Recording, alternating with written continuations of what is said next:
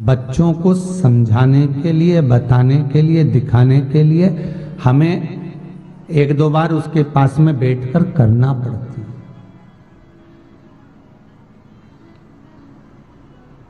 कभी कभी करना पड़ती हो।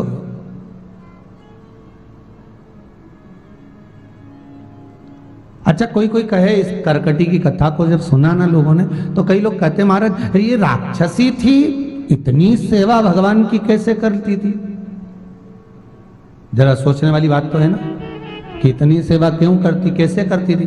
तो यहां शिव पुराण की कथा में आप जब प्रवेश करें, तो लिंग पुराण की कथा में जब आप प्रवेश करें, तो दोनों पुराणों का स्मरण करेंगे तो पाएंगे कि करकटी की मां शिव की परम उपासक थी महाराज।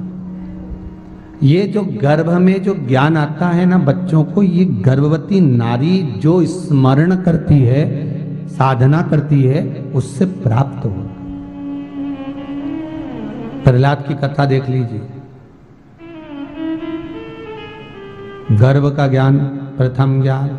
अब आज के जमाने में तो डॉक्टर कह देते हैं बेड रेस्ट, टीवी के सामने बैठे रहो, दिन भर नाटक देखते रहो, तो औलाद भी ऐसी पैदा हुई 24 घंटा नाटक करे। गोदी में रहे तो चुप रहे, नीचे सुला दो तो पे पे करे, ऐसी औलाद पैदा।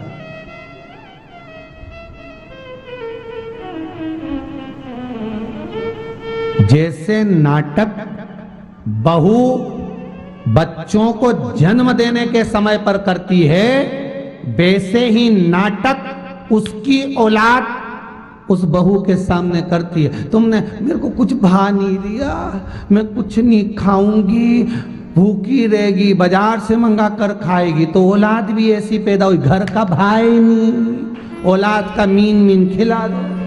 समझ गए? औलादों को।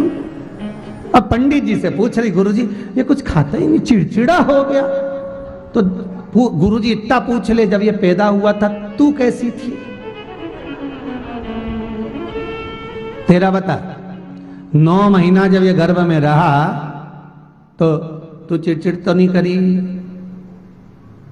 भोजन भाया कि नहीं भाया, घर का तो खाती नहीं थी, पति से कहती थी मेरे को कुछ अच्छा खाने का मन कर रहा, वो भी बेचारा जेब में भर के लिया था, चुपचाप से खिला दे बस।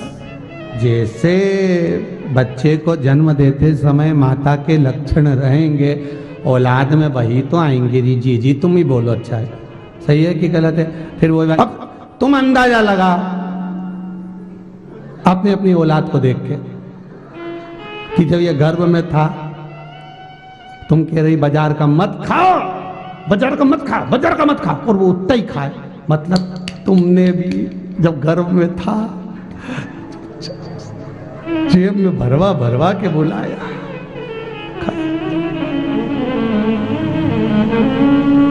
जरा इतना बता दे काना तेरा रंग, तो वो बता देगा कि वो काला क्यों। उसका कारण